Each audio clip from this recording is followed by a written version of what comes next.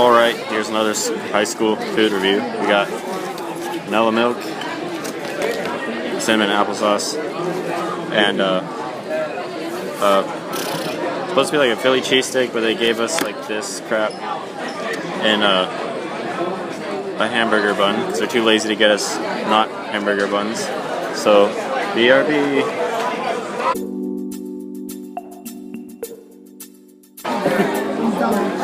Alright, the fucking meat burger thingy thing was pretty good. It was a little sloppy, like my bowels, but it tasted pretty good. The applesauce was very garbage, and the milk it was okay milk. It was like a 5 out of 10 milk.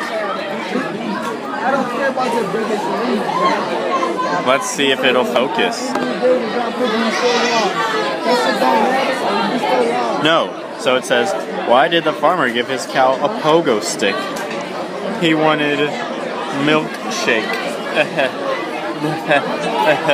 That farmer can kill himself. Cows have panoramic 360-degree vision, allowing them to watch predators from all sides. Even from the inside? That's it. This lunch was a good 6 out of 10 lunch. Bye.